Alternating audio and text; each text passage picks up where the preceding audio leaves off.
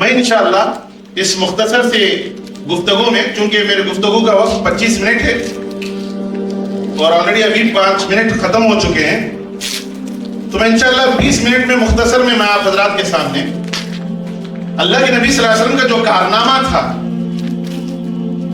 مکی زندگی میں اور مدنی زندگی میں، اس آیت کریمہ کو انہوں نے عملی جامہ پہنایا، انہوں نے اس کو انشاءاللہ میں آپ حضرات کے سامنے، بھائیوں کے سامنے رکھنے کی کوشش کروں گا۔ مکے میں اللہ کے نبی صلی اللہ علیہ وسلم جب نبی بنائے گئے تو 4 اہم ترین کام آپ نے کیے، 4 کام کیے۔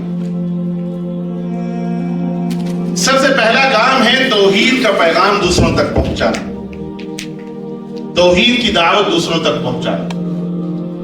آج ہم جس پلورل سوسائٹی میں رہتے ہیں، انڈیا میں، ہندوستان میں، ہم پر یہ فریضہ عائد ہوتا ہے کہ ہم غیروں تک دعوت دین کے پیغام کو پہنچائیں، دین کے پیغام کو پہنچائیں ان لوگوں تک۔ اور اللہ کے نبی صلی اللہ علیہ وسلم نے مکی زندگی میں آپ دیکھیں گے کہ انہوں نے کس طرح سے اللہ کے نبی صلی اللہ علیہ وسلم نے توحید کے پیغام کو لوگوں تک پہنچایا۔ صرف تھیوریٹیکلی ہی نہیں اللہ کے نبی صلی اللہ علیہ وسلم نے، بلکہ انٹلیکچولی کس طرح سے اپیل کیا لوگوں کو، کس طرح سے غور و فکر کرنے پر انہیں ابھارا۔ یہ آسمان کس نے بنائے، یہ زمین کس نے بنائی، ستارے سیارے بنانے والا کون ہے، پیدا کرنے والا کون ہے، آپ کو پیدا کس نے کیا، مجھے کس نے پیدا کیا۔ اس طرح سے اپیلنگ وے میں اللہ کے نبی صلی اللہ علیہ وسلم نے توحید کے پیغام کو غیروں تک پہنچایا۔ تو مجاہدہ کا جو اصل تقاضا جو ہے، جہاد فی سبیل اللہ کا جو سب سے اولین تقاضا یہ ہے کہ ہم غیروں تک توحید کے پیغام کو پہنچانے کے مجاہد بنے۔ یہ کیفیت، یہ جستجو، یہ تڑپ ہمارے اندر کوٹ کوٹ کر بھری ہونی چاہیے کہ نہ صرف میں جہنم سے نجات پاؤں، بلکہ میرا جو ساتھی ہے، میرا جو محلے میں رہنے والا ہے، میرا جو پڑوسی ہے، رام ہے، کرشنا ہے، راجو ہے، کوئی بھی ہو، کس طرح سے میں اسے نار جہنم سے اسے بچا کر کے اسے جنت میں داخل کروں۔ یہ تڑپ جب تک ہماری نہیں ہوگی، یقین جانیے ہم جہاد فی سبیل اللہ کے تقاضوں کو پورا کرنے والے نہیں ہو سکتے۔ تو سب سے اولین جو پیغام اللہ کے نبی صلی اللہ علیہ وسلم نے جو دیا مکی زندگی میں، وہ توحید کا پیغام آپ نے تمام لوگوں تک آپ نے پہنچایا، آپ نے، اور بڑی ہی حکمت کے ساتھ، بڑی ہی حکمت اور دانشمندی کے ساتھ آپ نے یہ کام کیا۔ جیسا کہ اللہ تعالیٰ فرماتا ہے ادعو الی سبیل ربک بالحکمت والموعظۃ الحسنہ وجادلہم باللتی ہی احسن۔ تو سب سے پہلا کام مجاہدہ فی سبیل اللہ کا ایک تقاضا ہے کہ ہم اللہ تعالیٰ کے پیغام کو، توحید کے پیغام کو غیروں تک پہنچائیں۔ دوسرا جو کام ہے وہ ہے انسانی اقدار کو نمایاں کرنا، ہیومن ویلیوز کو نمایاں کرنا۔ جہاد فی سبیل اللہ کا تقاضا یہ بھی ہے کہ ہم لوگوں کو ہیومن ویلیوز کو نمایاں کر کے بتائیں، انسانی اقدار جو ہیں انہیں نمایاں کر کے بتائیں۔ آپ سیرت میں دیکھیں گے کہ مکہ مکرمہ میں جب حبشے کی طرف ہجرت کا موقع ہوا، اجازت دی اللہ کے نبی صلی اللہ علیہ وسلم نے، تو کئی مسلمان ہجرت کر کے حبشہ تشریف لے گئے، اور وہاں پر حبشہ کا جو بادشاہ نجاشی تھا، اس کے سامنے جعفر رضی اللہ عنہ نے جو تقریر جو پیش کی، جو کلمات انہوں نے پیش کیے، وہ ہیومن ویلیوز کی، انسانی اقدار کی جیتی جاگتی نمونہ انہوں نے بیان کیا کہ ہم بگڑے ہوئے لوگ تھے سماج میں، ہم قتل و غارت گیری کرتے تھے، خون ریزی کرتے تھے، ڈاکہ ڈالتے تھے، ایک دوسرے کو لوٹتے تھے، ایک دوسرے کو قتل کرتے تھے، جھوٹ کہتے تھے، دھوکہ دیتے تھے، لیکن اللہ نے ہم پر رحم کیا، ایک نبی کو ہم ہی میں سے ایک نبی کو بنا کر کے بھیجا۔ اس نے ہمیں سکھایا کہ سچ کہنا ہے، جھوٹ نہیں کہنا، دھوکہ نہیں دینا، قتل و غارت گیری نہیں کرنی، خیانت نہیں کرنی۔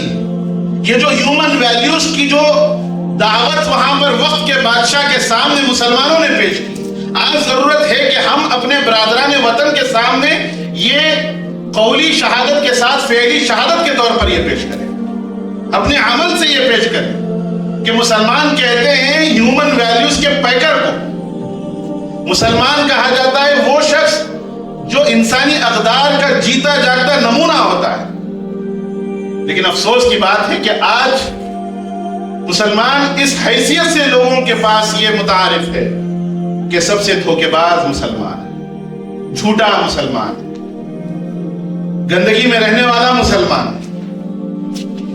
تو یہ سارے جو غیر انسانی جو اقدار ہیں یہ آج مسلمانوں سے منسلک کیے جاتے ہیں. ضرورت ہے اللہ کے نبی صلی اللہ علیہ وسلم نے جو دوسرا جو کام کیا مکہ مکرمہ میں وہ یہ تھا کہ ہیومن ویلیوز کو آپ نے اجاگر کیا لوگوں کے اندر, لوگوں کو بتایا کہ ہیومن ویلیوز کیا ہوتے ہیں. اور اسی طرح سے بچیوں کو زندہ درگور کر دیا جاتا تھا, لیکن آپ صلی اللہ علیہ وسلم نے بتایا کہ اس طرح کرنے سے کیا ہے, کل قیامت کے دن پوچھا جائے گا وَإِذَا الْمَوْءُودَةُ سُئِلَتْ بِأَيِّ ذَنبٍ قُتِلَتْ, اس بچی سے پوچھا جائے گا کہ کس گناہ کی پاداش میں تجھے قتل کیا گیا, زندہ درگور کیا گیا. تو یہ جو معاشرے کی جو حالت تھی اس وقت, اللہ کے نبی صلی اللہ علیہ وسلم نے ہیومن ویلیوز کے ذریعے سے انسانی اقدار کو اس طریقے سے پیش کیا کہ معاشرے کو آپ نے بدل دیا. آج ضرورت ہے ہم بھی اپنے برادران وطن کے ساتھ ان ہیومن ویلیوز کا ہم جیتا جاگتا نمونہ بنیں, ہمارے اندر یہ اخلاق پیدا ہو. سچ بولنے والا مسلمان ہوتا ہے, امانت دار مسلمان ہوتا ہے. یہ سارے صفات ہم اپنے اندر پیدا کرنے کی ضرورت ہے, اور یہ در حقیقت یہی جہاد فی سبیل اللہ کے تقاضوں میں سے ایک ہے. تیسری چیز جو اللہ کے نبی صلی اللہ علیہ وسلم نے مکہ مکرمہ میں جو پیش کی وہ یہ تھی کہ ہیومن سروس, انسانوں کی خدمت. اور یہ آج بھی امت کے اندر ہم دیکھیں گے لوگوں کے اندر مشہور ہے کہ مسلمان ہیومن سروس میں پیش رہتے ہیں, خدمت خلق میں پیش رہتے ہیں, آگے رہتے ہیں. کچھ بھی آفات اور مصیبتیں جب آتی ہیں تو مسلمان جو ہے آگے بڑھ چڑھ کر کے حصہ لیتے ہیں. ہم نے دیکھا حالیاً کووڈ-19 میں کس طرح سے مسلمانوں نے جو کارنامے جو انجام دیے ہندوستان کے اندر, جب خود کے رشتہ دار گھر کے باہر نہیں نکلا کرتے تھے اپنے رشتہ داروں کی میتوں کو دفنانے کے لیے, جلانے کے لیے, لیکن مسلمانوں نے وہاں پر وہ کام انجام دیا. یہی نہیں بلکہ ہر موقع پر جو کچھ بھی ناگہانی آفتیں آتی, جو کچھ بھی کرائسس آتے, نیچرل ڈیزاسٹرز ہوتی, تو مسلمان وہاں پر پیش رہتے. اور یہ ہماری پہچان بننی چاہیے. آج خدمت خلق انشاءاللہ اس کے بعد کی جو دوسری انشاءاللہ سپیچ ہوگی میری وہ اسی موضوع پر ہوگی کہ خیر الناس انفعهم للناس. لوگوں میں سب سے بہترین آدمی وہ ہے جو لوگوں کے لیے فائدہ مند ہوتا ہے, دوسروں کے لیے بینیفیشیل ہوتا ہے. تو ہماری سوچ یہ ہو کہ لوگوں کے لیے ہم کیا فائدہ پہنچا سکتے ہیں. اس کے خاطر اللہ کے نبی صلی اللہ علیہ وسلم نے, مکہ کے چند نوجوانوں نے مل کر کے ایک کمیٹی بنائی, ایک ایسوسیشن بنایا جسے حلف الفضول کے نام سے ہم جانتے ہیں. حلف کہتے ہیں ٹریٹی کو, اگریمنٹ کو. فضول کہا جاتا ہے فضیلت والے کاموں کو, معاشرے کے اچھے کاموں کے سلسلے میں ایک اگریمنٹ انہوں نے یہ قائم کیا. اور یہ اگریمنٹ پر ایک ایسوسیشن, آرگنائزیشن بنایا جسے ہم کہہ سکتے ہیں organization for dignity of humanity, organization for support of oppressed, جو بھی آپ نام دے دیں, مظلومین کی مدد کرنے کے لیے ایک آرگنائزیشن قائم کی گئی. اور اللہ کے نبی صلی اللہ علیہ وسلم باقاعدہ مدینہ ہجرت کرنے کے بعد بھی اس کو یاد کیا کرتے تھے کہ اگر مجھے آج بھی اگر 100 سرخ اونٹ مجھے کوئی دینے کی کوشش دے تو میں ان 100 سرخ اونٹوں کو میں انکار کر دوں گا. اس کے بدلے میں جو حلف الفضول کو اگر مجھے ایکسپٹ کرنا ہوگا میں اس کو ایکسپٹ کر لوں گا. آپ صلی اللہ علیہ وسلم نے اس کو یاد کیا باہر. تو یہ ضرورت ہے ہمیں کہ ہماری پہچان خدمت خلق کی پہچان, لوگوں کے لیے بینیفیشل ہم بنیں. اور یہ تیسرا تقاضا اللہ کے نبی صلی اللہ علیہ وسلم نے اپنی زندگی میں اس کو نافذ کر کے دکھایا. چوتھی بات اور آخری بات جو مکی زندگی میں جو آپ صلی اللہ علیہ وسلم نے کی وہ یہ تھی کہ جہاد فی سبیل اللہ کا مطلب صرف یہ نہیں کہ آپ اللہ تعالیٰ کے راستے میں جہاد کے لیے تلوار لے کر کے نکل جائیں. نہیں، جہاد کے کئی مفاہیم ہوتے ہیں. جہاد بالنفس کی طرح جہاد بالقلم ہوتا ہے، جہاد باللسان ہوتا ہے، جہاد بالعمل ہوتا ہے. آپ کے قلم کے ذریعے سے آپ جہاد کریں، زبان کے ذریعے سے آپ جہاد کریں.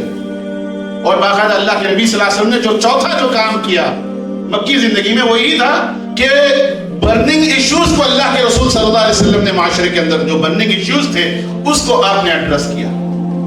معاشرے کے جو سلگتے ہوئے جو معاملات تھے اس وقت دیکھیے معاشرے میں غلاموں کو ستایا جا رہا تھا، لیکن آپ صلی اللہ علیہ وسلم نے اس کو ایڈریس کیا. حضرت بلال کو آزاد کروایا گیا، حضرت خباب کو آزاد کروایا گیا، اور اسی طرح سے حضرت صہیب کو آزاد کروایا گیا. آپ نے ایڈریس کیا، برننگ ایشو کو آپ نے ایڈریس کر کے اس کا حل نکالا. اسی طرح سے لڑکیوں کو زندہ دفن کر دیا جاتا تھا. اللہ کے نبی صلی اللہ علیہ وسلم نے بتایا کہ ایسا کرنا گناہ ہے. اور پھر عورتوں کا مقام و مرتبہ دیکھیے، اسلام آنے سے پہلے عورتوں کا مقام و مرتبہ کیا تھا، لیکن اللہ کے نبی صلی اللہ علیہ وسلم نے عورتوں کا مقام و مرتبہ آپ نے واضح نمایاں طور پر آپ نے بتا دیا. تو یہ چیز برننگ ایشوز کو، اور آج بھی ہم دیکھیں آج جس امت میں جس پلورل سوسائٹی میں ہم رہتے ہیں، ہندوستان میں ہم رہتے ہیں، آج کے جو برننگ ایشوز ہیں ہم دیکھ سکتے ہیں کہ مسلمانوں کا تحفظ کے سلسلے میں، جات پات کے سلسلے میں، اونچ نیچ کا جو برننگ ایشو، اور اسی طرح سے مسلمانوں کے جو املاک ہے، اوقاف کا جو تحفظ ہے، یہ برننگ ایشو ہے. اس طرح کے کئی برننگ ایشوز ایسے ہیں جو ہم میں سے ہر کوئی اسے ایڈریس کرنے کی ضرورت ہے، اسے اٹھانے کی ضرورت ہے، چاہے وہ قلم سے اٹھائے یا اپنی زبان سے اٹھائے. یہ بھی جہاد کا ایک عملی نمونہ ہے، جہاد کا ایک تقاضا ہے جسے ہمیں کرنے کی آج سخت ضرورت ہے. تو یہ چار کام اللہ کے نبی صلی اللہ علیہ وسلم نے، توحید کی پیغام، توحید کی دعوت، اور دوسرا جو کام ہیومن ویلیوز کو آپ نے نمایاں کر کے بتایا، تیسرا جو کام ہے ہیومن سروس، خدمت خلق آپ نے کی، چوتھا جو کام ہے برننگ ایشوز کو اللہ کے نبی صلی اللہ علیہ وسلم نے ایڈریس کیا. اب آئیے مدنی زندگی میں اللہ کے نبی صلی اللہ علیہ وسلم نے چار کام مزید کیے. مدنی زندگی میں جہاد فی سبیل اللہ کے زمرے میں جو آتے ہیں تقاضوں میں سے، اس میں سے جو سب سے پہلا کام آپ صلی اللہ علیہ وسلم نے جو کیا ہے وہ ہے امت کا تصور آپ نے دیا، امت کا تصور آپ نے پیش کیا. اس سے پہلے امت کا کوئی کانسیپٹ نہیں ہوتا تھا، قبیلے کے تصور تھا، ٹرائبل لائفز ہوا کرتے تھے. نبی کریم صلی اللہ علیہ وسلم مدینہ آنے سے پہلے سب سے پہلے قبائلی زندگی ہوا کرتی تھی، ٹرائبل لائف ہوا کرتا، جغرافیکلی باؤنڈریز ہوا کرتی تھی. لیکن سب سے پہلے اللہ کے نبی صلی اللہ علیہ وسلم نے امت کا کانسیپٹ بتایا. یہ امت چاہے وہ مشرق میں ہو یا مغرب میں ہو انسان، چاہے وہ کالا ہو یا گورا ہو، چاہے وہ امیر ہو یا غریب ہو، سب ایک ہے، سب آپس میں ایک دوسرے کے بھائی ہیں. یہ کانسیپٹ اللہ کے نبی صلی اللہ علیہ وسلم نے پیش کیا. یہ آئیڈیا اس وقت نیا تھا، یونیک چیز اللہ کے نبی صلی اللہ علیہ وسلم نے معاشرے کے اندر پیش کی، جس کی وجہ سے بتایا کہ تمہارا جو رشتہ ہے یہ کوئی باؤنڈریز سے لمیٹڈ نہیں ہے. تمہارا جو رشتہ ہے یہ خون کا رشتہ نہیں ہے، تمہارا رشتہ اس سے پرے ہے. تمہارا اصل جو رشتہ ہے وہ ایمانی رشتہ ہے، ایمانی رشتہ. اور باقاعدہ اللہ کے نبی صلی اللہ علیہ وسلم نے احادیث کے اندر، کئی احادیث کے اندر اس کو بیان کیا، ایڈریس کیا. آپ صلی اللہ علیہ وسلم نے فرمایا احادیث کے اندر اس کو، مثل المؤمنین فی توادہم وتراحمہم وتعاطفہم کمثل الجسد اذا اشتکى منہ عضو تداعى له سائر الجسد بالسہر والحمى. مومن جہاں کہیں بھی ہوں دنیا کے اندر وہ ایک جسم کے مانند ہے. کسی کو ایک کو تکلیف ہوتی ہے تو دوسرا مومن اس کی تکلیف کو محسوس کرتا ہے. دوسری چیز جو اجاگر کر کے اللہ کے نبی صلی اللہ علیہ وسلم نے مدنی زندگی میں جو پیش کی وہ ہے معیشت سازی، معیشت، اکنامک سسٹم آپ نے کریٹ کیا، اکنامک سسٹم آپ نے کریٹ کیا. کیوں؟ آپ دیکھیں گے جب مہاجرین مدینہ ہجرت کر کے آئے، مہاجرین کے پاس کچھ نہیں تھا، دولت نہیں تھی. انصار وہاں پر اللہ کے نبی صلی اللہ علیہ وسلم نے جو سب سے پہلا کام کیا وہ مواخات تھا، بھائی چارگی کو آپ نے قائم کیا، جس کے بنا پر، جس کی وجہ سے ایک معیشت سازی قائم ہوگی، ایک اکنامک سسٹم قائم ہو گیا، جس میں انصار نے آگے بڑھ چڑھ کر کے، اگر 2 گھر ہیں تو میرا ایک گھر یہ مہاجر بھائی کے لیے، 2 بیویاں ہیں، ایک تو طلاق دے، ایک بیوی میرے مہاجر بھائی کے لیے، میرے مال و دولت میں آدھا حصہ میرے مہاجر بھائی کے لیے، اس طرح سے دے کر کے اکانومک جو سسٹم تھا اس کو مضبوط اور مستحکم بنایا اللہ کے نبی صلی اللہ علیہ وسلم مدنی زندگی۔ اور یہ چیز ہمیں آج کرنے کی ضرورت ہے۔ آج اکنامک سسٹم، آج مسلمان دیکھیے، یہ حقیقت ہے، مال و دولت جس کے پاس ہوتی ہے دنیا میں مضبوط اور مستحکم اور عزت اس کو ملتی ہے، تو یہ چیز حقیقت ہے۔ لیکن اگر ہم اپنا وزن ہم ثابت کرنا چاہتے ہیں دنیا کے ساتھ، اپنی وقار ثابت کرنا چاہتے ہیں، عمل کے ساتھ ساتھ ہماری معیشت بھی اسی قدر بہترین ہونی چاہیے، ہماری معیشت بھی اسی قدر اچھی ہونی چاہیے۔ مسلمان اکنامک میں آگے، اکنامک سسٹم میں آگے ہونا چاہیے۔ جب تک ہم اس معاشی زندگی میں ہم پیچھے رہیں گے، یقین جانیے اس دنیا میں ہمارا وہ وزن نہیں رہے گا۔ تو یہ چیز اللہ کے نبی صلی اللہ علیہ وسلم نے اس چیز کو کیسے پیدا کیا، مارکیٹ، ایک نیا مارکیٹ آپ نے جنریٹ کیا مدینے کے اندر، تاکہ مسلمانوں کا جو معاشی استحکام مضبوط ہو سکے۔ تو یہ چیزیں آج ہمیں چاہیے کہ ہم اپنے برادران وطن کے ساتھ مل کر کے یہ چیزیں کریں۔ تو یہ تیسری جو چیز ہے جو مدنی زندگی میں اللہ کے نبی صلی اللہ علیہ وسلم نے جو انقلاب جو پیدا کیا وہ یہ ہے، سیاست کی بنیاد بھی آپ صلی اللہ علیہ وسلم نے ڈالی۔ سیاست کی بنیاد آپ صلی اللہ علیہ وسلم نے ڈالی۔